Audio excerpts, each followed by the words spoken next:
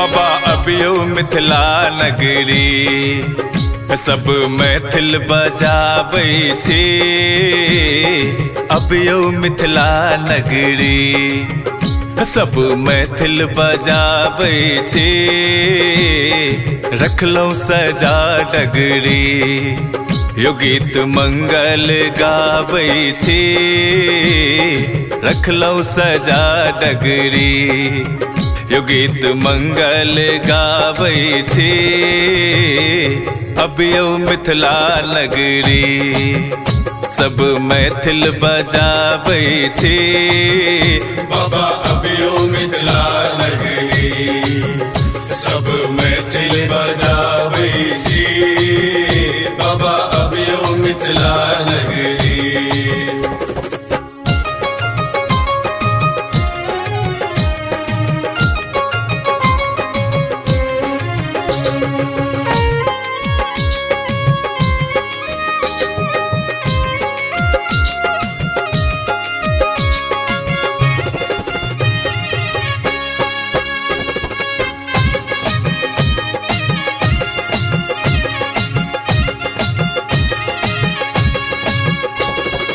मिथिला में गंगा बहे जल भर भर कर राखै छी।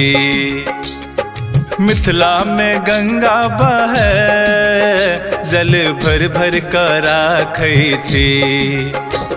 पखारब अहीं के चरना पखारब अहीं के चरना मोल में ई विचारै छी। अबियो मिथिला नगरी सब मैथिल बजाबै छी। बाबा अबियो मिथिला नगरी सब मैथिल बजाबै छी।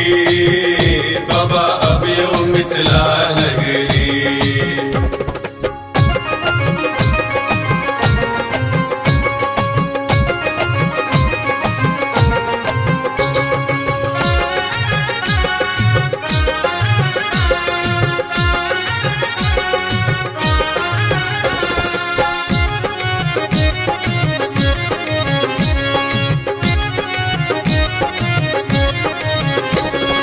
बाड़ी में भांग भेले भांग अहीं ले पीसै छी।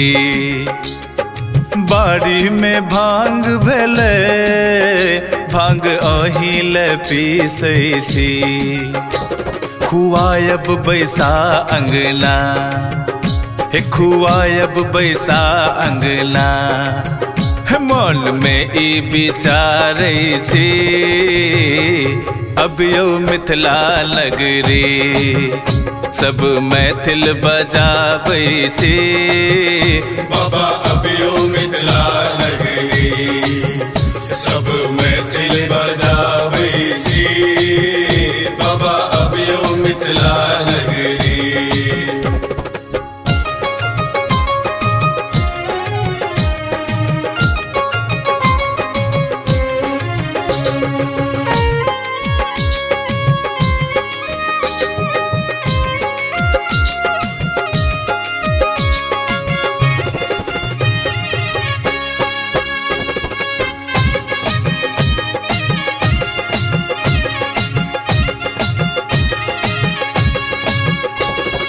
बगिया में फूल खिले हार अहीं ले गुथै छी।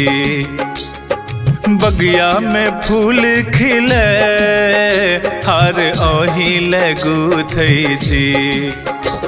पहिरायब बैसा अंगना पहिरायब बैसा अंगना हे बाबा अर्जी सुनाबै छी।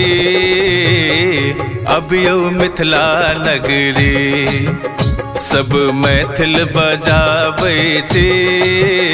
बाबा अबियो मिथिला नगरी सब मैथिल बजाबै छी।